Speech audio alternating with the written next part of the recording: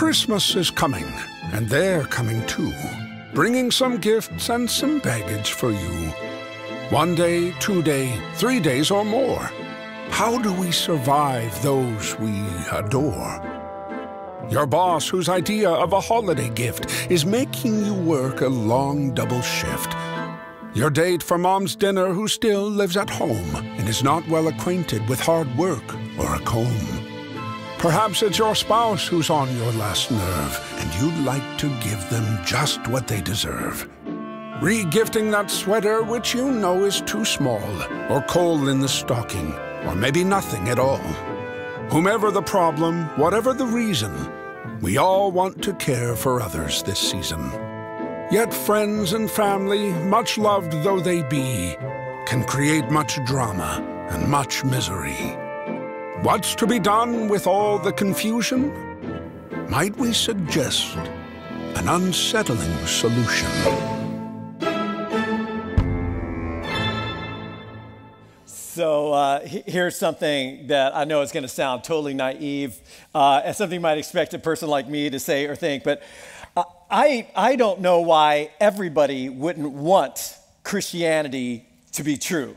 I mean, maybe not the version you grew up with or thought you grew up with, maybe not the version you were exposed to as a kid or a teenager or in your college years, maybe not the version of Christianity you've seen in the news or on TV, maybe not what we so-called Christians have sometimes made of it over the centuries, but Jesus' original version, Jesus' irresistible version, I honestly don't know why everybody wouldn't want it to be true. And the thing is, and I think you know this, there's a difference between I don't believe it's true, I don't believe it, I don't believe the story, I don't believe it's historically reliable, I've got questions, I've got issues that I need to work through, and I understand that because I'm wired up very skeptically myself. I don't look at anything at face value. I always have to dig deeper, and sometimes we need to do that. We need to process evidence. We need to get answers to difficult questions.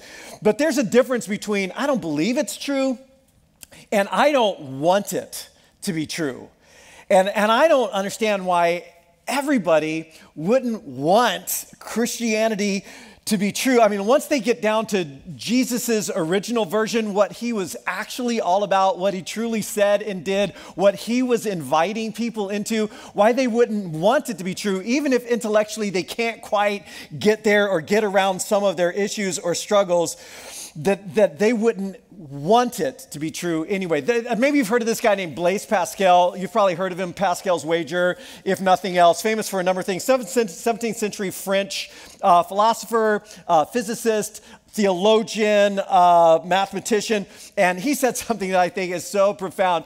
He said this, he said, people almost invariably arrive at their beliefs not on the basis of proof. And this right here, it's going to make a lot of sense of maybe some conversations or conflicts that you've had with your teenager or with your mom or your dad or your friends or your work group.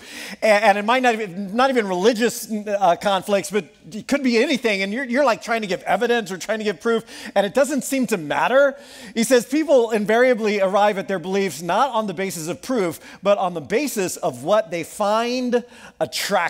Now that's insightful, isn't it? In other words, when something's attractive to us, we go looking for reasons to support it. And that's why I've always thought that probably the most honest answer to the question, why did you, is I wanted to. Why'd you do that? Wanted to.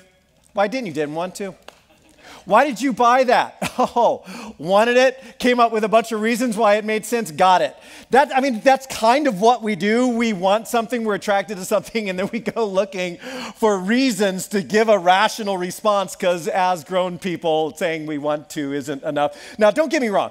To be clear, I don't think Pascal is saying that because something is attractive, it is therefore true. I'm certainly not saying that because something's attractive, it must be true.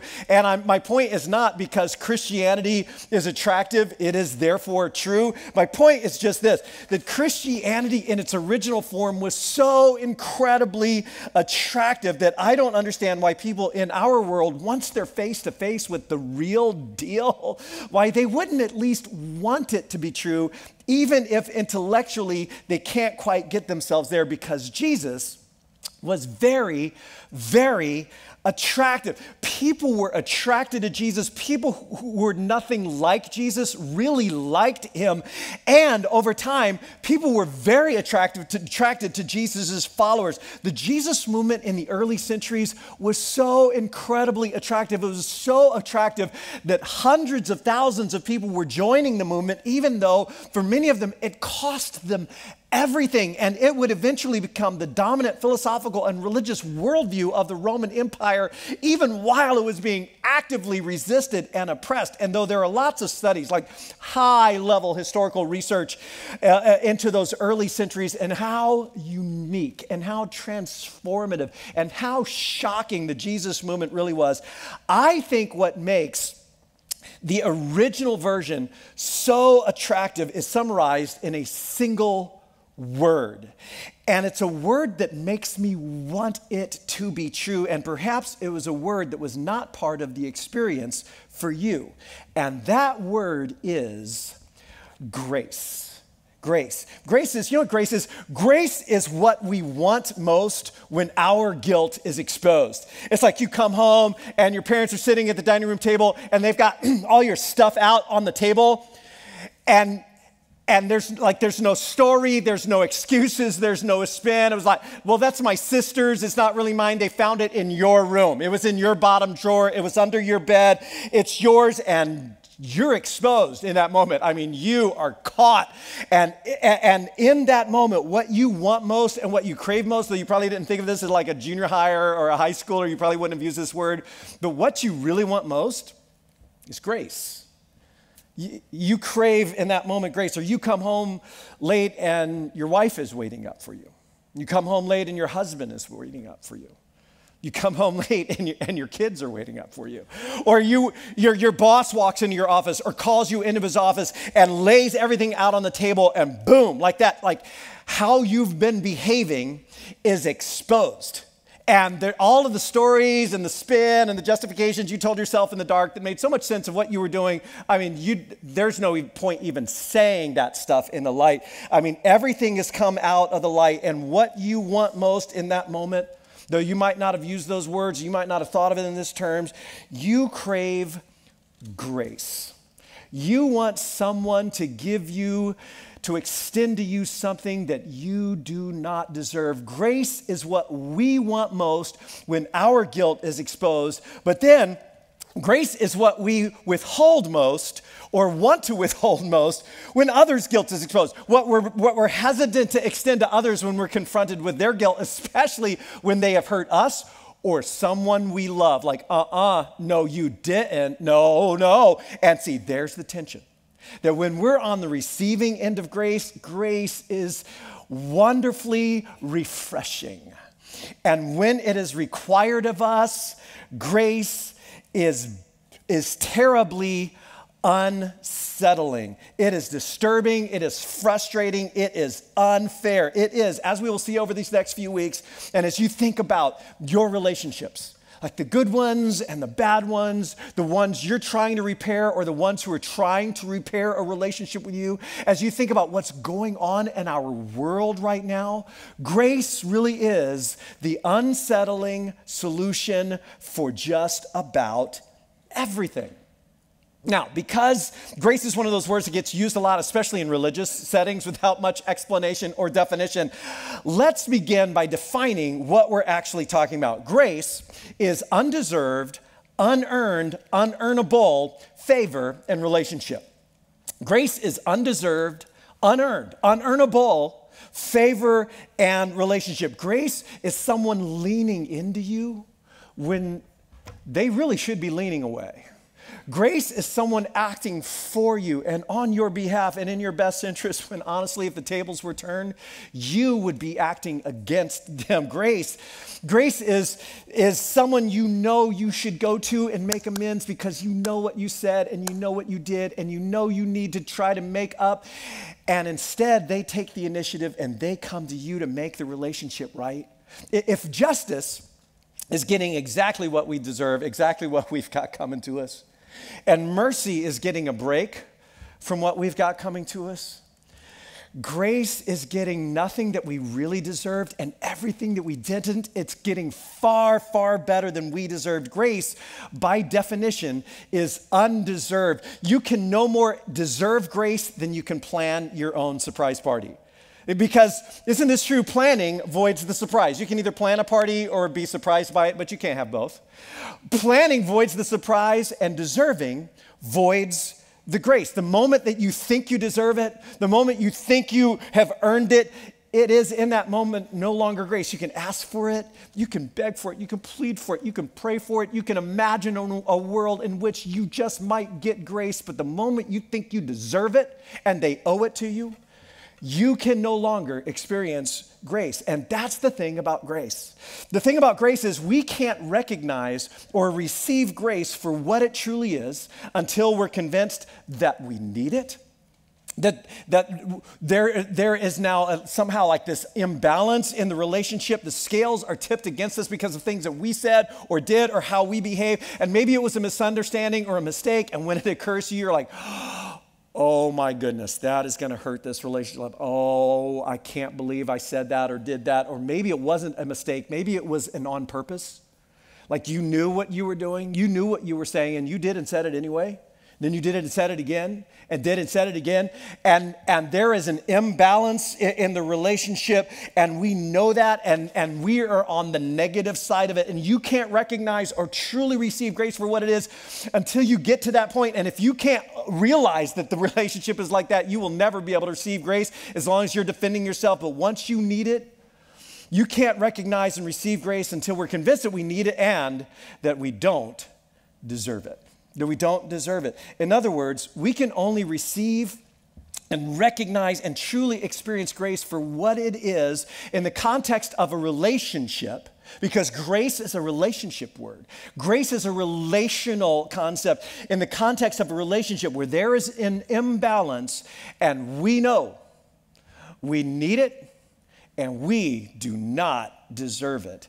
And this is what makes Christianity so incredibly unique and so attractive. What the world had actually never seen before and still sees all too rarely to this day. And this is why I think everybody should want it to be true, even if they struggle to believe it is actually true. And this is why God had to come to us. Because grace is relational. Grace is relationship, especially when relationship is undeserved. And we could never have known the grace of God without the presence of God. We could never have known the grace of God. We could never have thought it, assumed it, dreamt it up on our own, or thought for a moment that it could actually be that true without the presence of God. For the grace of God to be truly known and truly and fully experienced, it had to be personal. And that is what Christmas is really all about. Now, there are, you probably know this, 4 stories of Jesus' life: Matthew, Mark, Luke, and John, and they're all different. They're written from different perspectives and in different contexts and different, slightly different times to different audiences. But John, who we know of maybe as the Apostle John or Saint John, you probably heard of him before. John, who also wrote a few letters that are found in the New Testament in the Bible, named very creatively 1st, 2nd, and 3rd John. John, who wrote also famously or maybe infamously the book of Revelation. That same John who lived very closely with Jesus while he walked this earth. John who saw everything, heard everything, was a part of everything. John who was the only one of the 12 to watch Jesus die, to stay at the cross, to not run away as Jesus breathed his last. John, who was one of the first to peer into an empty tomb, to see Jesus risen from the dead. John, who cared for Jesus' mother in her dying year. John, who has now outlived all of the rest of the disciples, the apostles, and years later writes his own very personal story. As John begins his story, and they all begin very differently. Matthew and Luke, they tell the classic versions of the Christmas story that we're often reading around this time of year. Mark jumps right into the action of Jesus' adult life. But John takes this big step back as he's going to introduce us to this Jesus who he came to know, this very personal story for him. And he sets the Jesus story in a greater cosmic context, if you will. And he begins with the language of Genesis, the first document in the Hebrew Scriptures, the first document in the Bible, the story of the beginnings of everything. And here's how John opens his story of Jesus. In the beginning was the Word, and the Word was with God, and the Word was God. Kind of like your own words are distinct from you, and yet they are very much you and a part of you. Now, in the communities, which they would have called them churches or ecclesias, where they were originally hearing or reading this story out loud together and processing it, there would have been Jewish background Jesus followers, and there would have been Greek background Jesus followers. And the Jewish background Christians, they would have recognized these words and these allusions to that Genesis story, that story of the beginnings of God speaking. God speaking, and with just a word, the elements which he created, hear and obey, light, sky, land, vegetation, sun, moon, powerful, creative words. And then the Greek background followers of Jesus, in fact, the Jewish background followers of Jesus probably would have been very familiar with this as well in these very Greek cities that are reading and processing this. They would have recognized an allusion here to Greek philosophy. And in Greek philosophy, and John is writing in Greek, the word is actually the Greek word logos, from which we get the word logic. It's that same word. And in Greek philosophy, logos was like the rational ideal, the logical pattern or schema, if you will, that laid behind everything that we can see, the physical universe. But however anyone might have understood this, however they might have discussed it and processed it together and probably agreed and seen things in pretty similar ways and nodded with one another, no one and no worldview would have expected one of the things that John says next. The Word became flesh.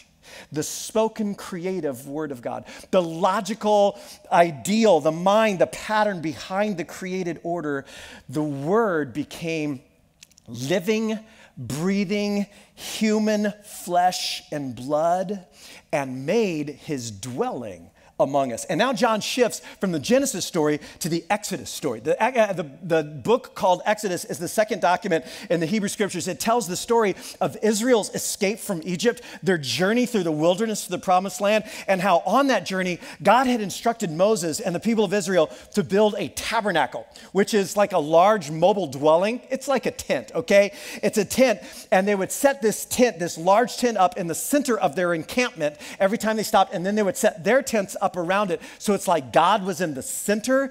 And then we're told that they would see sometimes a cloud, and the cloud was a symbol of God's presence so that they could see it. They could see like the glory of God symbolized by this cloud coming down on the tabernacle. It's like, oh, God's here. God's right among us. God dwelling among us. And John takes that exact same word and he says, this is who Jesus was. Jesus was a human tabernacle, God dwelling with us, and he says, we have seen. And when he says we, he doesn't mean like we, us, we. He means we. We, and he and his friends, he goes, we saw it. I'm not telling you a story about what we believe. We just believe it. We're just going to believe. I'm not telling you something we felt. Man, we just felt this, or we heard the stories. I'm telling you something we saw. We were eyewitnesses, and what we saw was glory. It was that glory of God coming down. We saw the glory, like the presence of God that would fill the tabernacle. We saw the glory of the one and only Son. Now, to appreciate how John uses this language throughout his story of Jesus, how he refers to Jesus this way, it's helpful to know that the Roman emperors in John's day referred to themselves as the sons of God. And this has definite political overtones as he says this again and again. But at the same time, John will often speak of us as we decide to follow Jesus, as we go all in. and we give our allegiance to God through his Messiah. It's like he calls us children of God, sons and daughters of God, sons and daughters who came to the Father. But there's only one that came from the Father, to make the Father known and knowable to us. And then after this long buildup he's been giving us, comes the punchline, and he reaches deep into one of the most theologically dense, definitive statements in all of the Hebrew Scriptures about the character of the one true God. The same scene of the book of Exodus and Mount Sinai where the 10 Commandments were given. And in this scene, Moses is super frustrated. He's frustrated, and he has this experience with God where he asks to see God's glory. He wants to see God's tangible presence, but instead God tells him, you cannot see my face and live.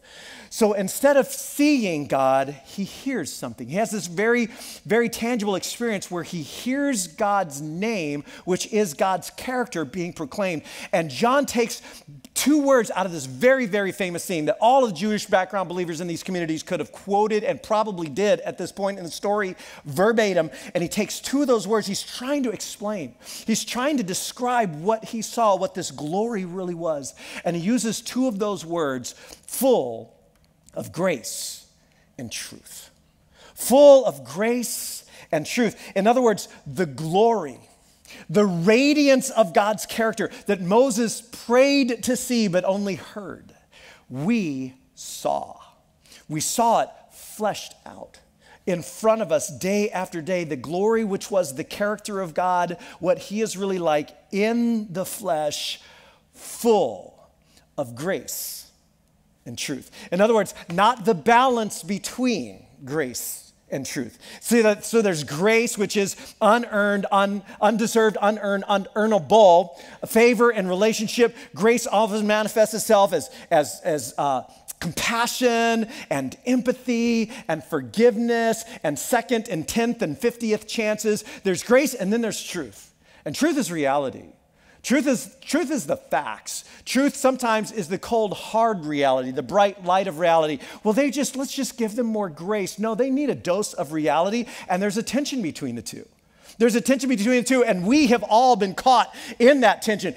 Anybody in the room who's a parent, parents are always caught in that tension between, do they need grace right now? Do they need truth right now? Which one will they get? Or with friends or with family? And this is what makes this so powerful, because some of us are grace people, and some of us are truth people, and you probably know which one you are. And if you don't, the person sitting next to you would probably be happy to tell you which one you are, including how you've deceived yourself to think you're the other. Anyway, so and this is actually why it's important for people who are very different from each other to marry each other. Because kids need both grace and truth. And this creates all kinds of conflicts as parents, as husbands and wives, as spouses, because we see things so differently and we fight about it. But both of them are so incredibly necessary. And some of you were raised without both. Either one always won the battle, and so you just got one, or both were one, or one parent was missing. And so you were raised in an all grace home, just grace, nothing but, or all truth. You just got the cold, hard reality. And that's why you're so messed up. That's why you're so nuts, right? We drive our kids crazy, and you got issues because that's all you knew. Isn't that true? And this is what makes this so, so powerful, that Jesus was full of grace and full of truth, not the balance between. Full of grace and truth. And this is so essential to understanding what Jesus was all about. It makes so much sense of some of those weird, just difficult, conflicting kinds of stories that we bump into as we're reading his story. Jesus brought a full dose of grace and a full dose of truth to everything. Jesus never watered down the truth, and he never turned down the grace. He brought reality with him. He talked about what was real. He talked about what was true. He called sin, sin. He called sinners, sinners. And then he loved them, embraced them, and ultimately died for them. Jesus was all grace and all truth all the time. And John saw this. He saw this. He saw it fleshed out in front of him every day. It was unsettling. John was there that awkward afternoon when their newly forming group approached a crossroads where there was a tax booth. And Jesus walks right up to the tax collector at the booth, and they all knew this guy. His name was Matthew, and many of them were from this area, and they hated this guy. They're like, oh, Matthew, I hate that guy. And Jesus walks right up to him and says, hey, Matthew, follow me. And John and the rest of them must have been like, okay, wait. What did he just say?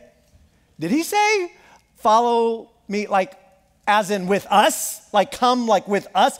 But Jesus, he's a sinner. Like, he's an actual bad person. I know there are no bad people. They just do bad things. But he's a bad person. Like, he's a crook. He's a traitor. He's an opportunist. He has no moral compass. His family doesn't even invite him over for the holidays.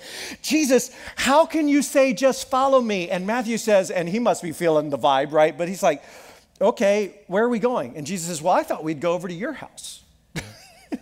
And now the guys are completely gobsmacked because they knew that to go into somebody's house and sit down at a table and have a meal with them, that meant something in their world.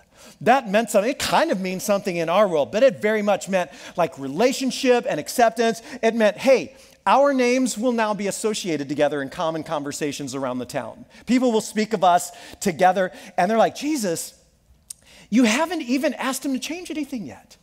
You haven't asked him to repent. You haven't told him he's bad. You haven't required him to promise any changes. I mean, you're just inviting him to belong? Like, just like that, to be with us? I mean, this is an uncomfortable moment. And then it gets worse.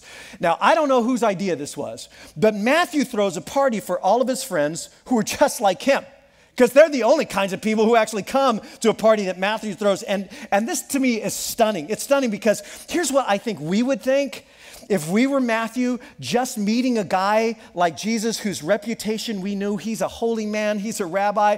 And we would think, well, you're not going to like my friends because my friends are nothing like you. And you are nothing like them, and you are not going to like them because we all tend to like people who are like us and people who like us, but not Jesus.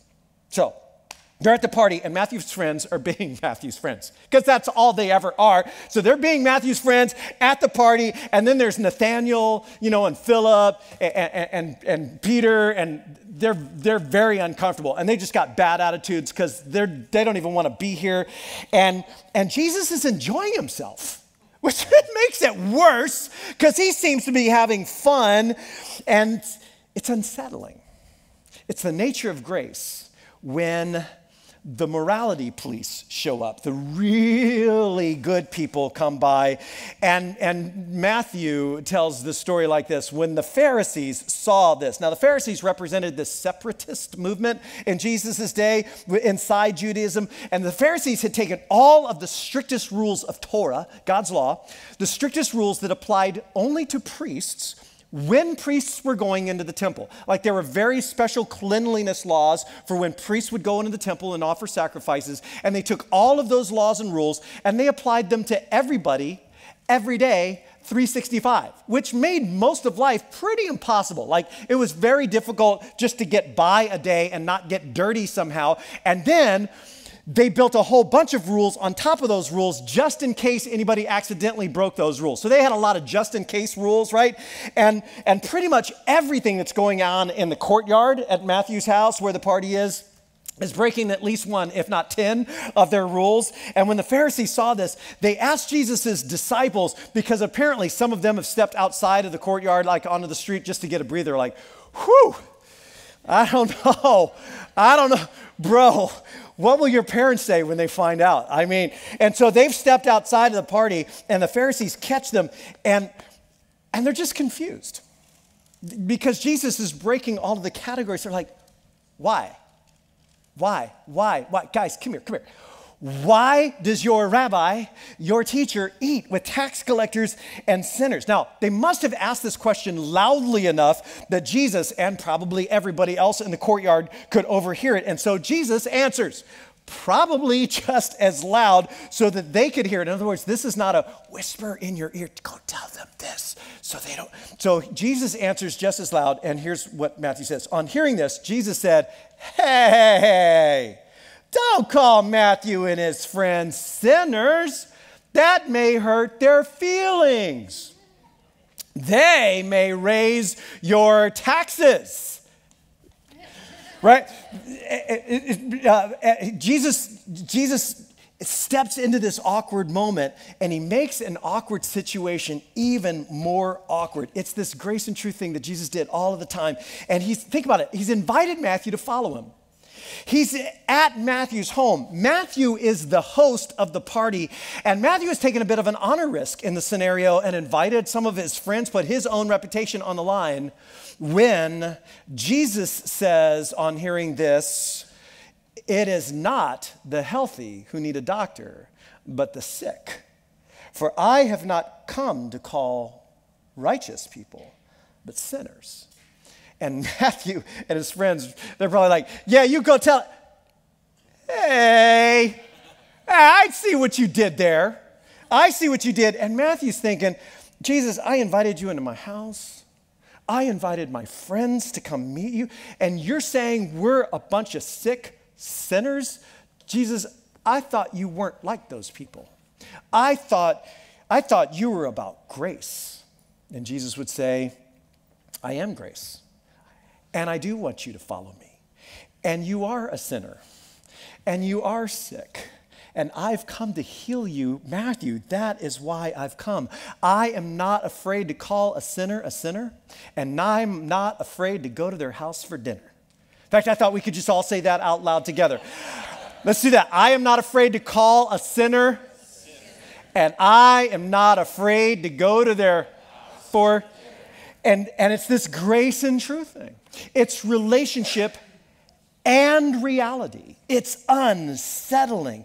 And John was there. He would never forget that day. It was so unsettling. And then John was there the day that Jesus had this long, very inappropriate conversation alone with a woman with a very checkered past who had 5 husbands previously, now living with another guy from a different nationality and religion, a Samaritan woman at a watering hole outside of town. And the woman, honestly, is stunned that Jesus is even talking to her. She sees him at the well, and she's just going to be head down, no eye contact, get in, get out. And Jesus initiates this conversation, and she's got to be thinking to herself, okay, even if he doesn't know who I am, this is terribly unusual. But then Jesus says something that lets her know he knows exactly who she is. He knows exactly what her story is. He knows exactly where she has blurred her own moral lines, and he calls it out. He calls out the elephant in the room, brings up her difficult history of her relationship with men, says it out loud. Why, Jesus? I mean, can't you just be nice? Can't you just leave it alone? And then, get this, she goes running back to town, telling everybody she knows, and everybody knows her. She has been the talk of the town for most of her life. I just met a man who told me everything I ever did, which is perhaps hyperbole. I mean, it could be that. Or maybe the conversation lasted a whole lot longer than the conversation John records, or maybe a little bit of both. But she says this, get this, she says it like it's a good thing. She says it like it's a good thing, like they should all come out and meet Jesus too, to which I think most of us would be going, okay, wait a minute, what do you mean everything you ever did? Like, is he going to do that with us too? Because I might just take a hard pass on meeting the guy who tells you everything you ever did. There are things that I've done that I don't want anybody necessarily saying out loud. And John was there the day that a couple was caught in the act of adultery by the moral police. And the religious police, they grabbed just the woman, of course. The man disappears somehow, and they drag her in her moment of greatest shame, in her moment of greatest humiliation, they drag her publicly to the temple, the holiest place in Jerusalem where they know Jesus is and they know a crowd is, and they drag her to Jesus and they say in front of everybody what she has done, and then they say, the law of Moses demands that we stone her. Jesus, what do you say? And it's a trick question. It's a trick question because they don't actually have the right under Roman law to execute her. Capital punishment has been taken away from them. And yet, so it's like they're forcing Jesus to choose between Moses and Caesar. Forcing Jesus to choose between, okay, what will it be, your faith and your religion and what you believe God says in Torah? Or will it be the government and the law and what they say we can and cannot do? Which is it going to be, Jesus? And some of you have maybe felt kind of caught in between those two things yourself recently. And Jesus says, and this is so brilliant. This is so brilliant. Jesus calls their bluff because he knows they're not going to stone her. The Roman guards are actually watching the whole thing. They built their barracks overlooking the temple because the temple was a site of frequent revolts. And they're all standing around watching, and he knows they're not going to stone this woman in broad daylight. And so Jesus calls her bluff, and he says, you know what? You're right. And that's the truth. And then he says this famous line, let him who is without sin cast the first stone. And the crowd goes quiet. And one by one, we're told, they march into the temple with all of this moral outrage and all of this righteous indignation. And one by one, they turn around and walk away, beginning with the oldest, John tells us. And then Jesus, who's apparently, here's something weird for you. Apparently, after saying this, he's gotten distracted, and he's like writing on the ground or something. And there's this Columbo moment, which I realize I just dated myself. For anybody under 40, probably anybody under 50, ask your parents who Columbo was. But he has this Columbo moment where he kind of looks up and he's like, oh, did everybody leave? He seems a little confused, like I hadn't noticed. And so Jesus straightened up and he asks her, where'd they all go? Has no one condemned you? No one, sir, she said. Then neither do I condemn you. And then he ruins the moment and adds this next line, go now and leave your life of sin. Not, hey, I understand, and honey, you're okay. You're okay just the way you are, and you had a tough bringing, and your dad, your dad was a doozy of a dad. I know all about that. No. Leave your life of sin. Leave your life of sin. This is bad for you. This is destructive to your very soul. This is not who you were created to be. Leave that. In other words, I don't condemn you. You are guilty. It's like, wait. So which one is it, Jesus? Come on. Is it you're guilty and I do condemn you, or you're not guilty and I don't condemn you? Which one is it? And Jesus is like, yeah, see, that's the way it used to be, or at least that's the way it seemed to be. That's the way we thought it was. But John is like, now we have seen glory. Now we have seen glory. We have seen the true colors of God dwelling with us, full of grace and truth. All grace, all truth, all the time. Now, if you're like me, and I hope you're not, but if you're like me, at times like this, you might have a little bit of pushback. And you might go, well, wait. So, come on. Didn't Jesus even care about justice? Where's the justice in all of these stories? Didn't he even care about consequences? And the answer is this. Jesus knew better than anyone about justice and consequences.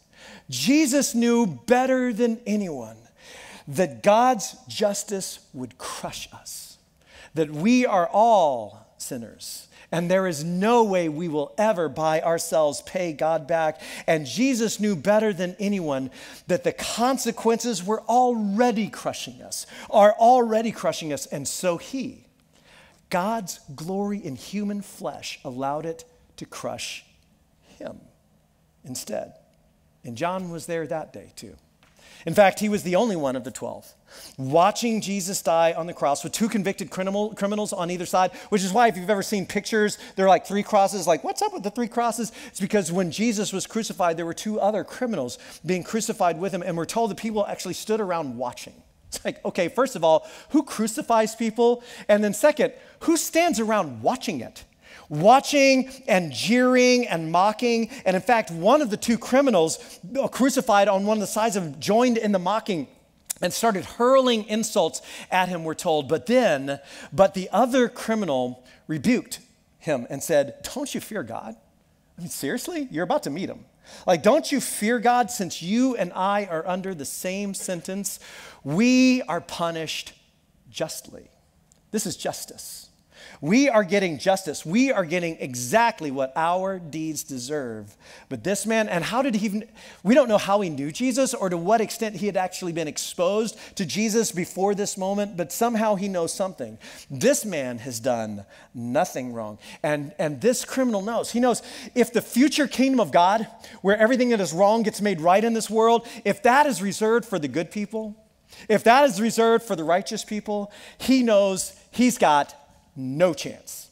He's got no chance. His only hope was for something he did not deserve, had not, could not ever earn, because his life was basically over. And in an act of extraordinary faith and desperation, to say this next line to a man who's being crucified by the Romans, he turns to Jesus and says, Jesus, remember me when you come into, think about this, your kingdom. Remember me. Because if you don't, I have no chance. I have no hope. I will be left outside.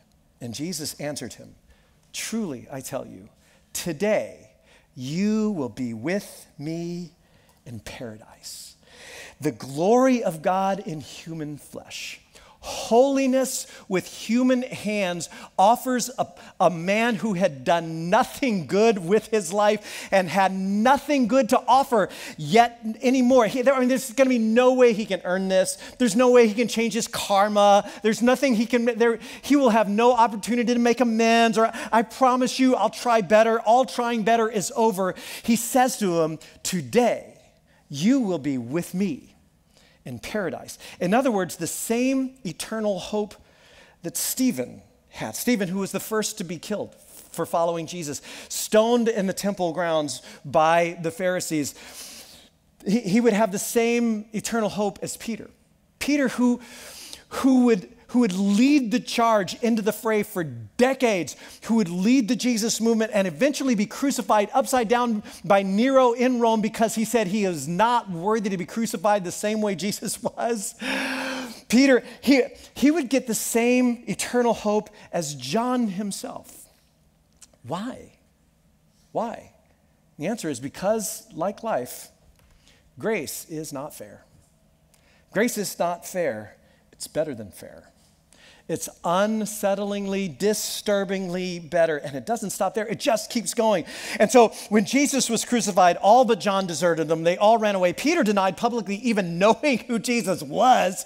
And then, according to every available piece of historical evidence, Jesus rose from the dead. And these are not the kinds of stories that people would make up.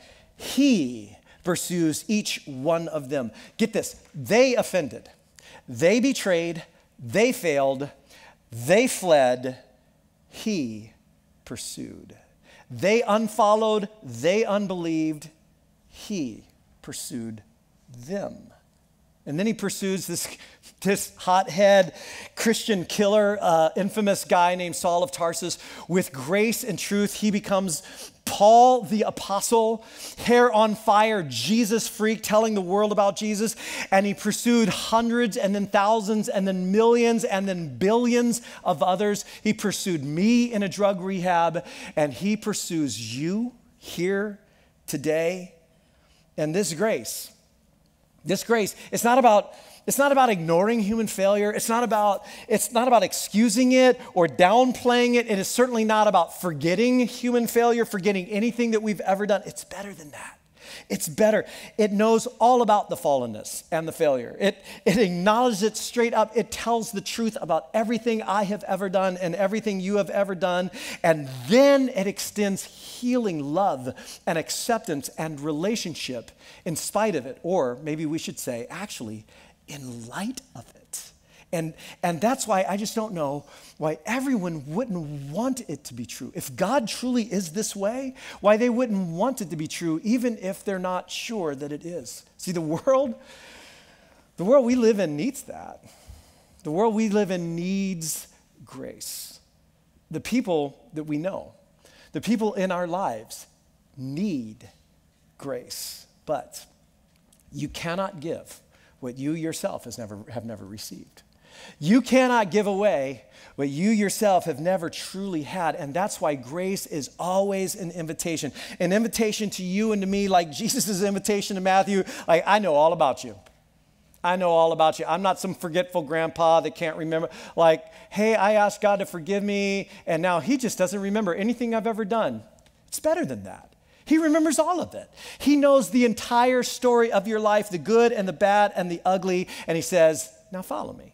Now follow me. You actually don't have to change a thing in order to follow me, but you need to know this. Following me will change everything. It will change everything. I will lead you away from your life of sin. No, I haven't forgotten about what you did. No, I'm not confused about who you really are. It's better than that. I remember all of it, and I love you anyway.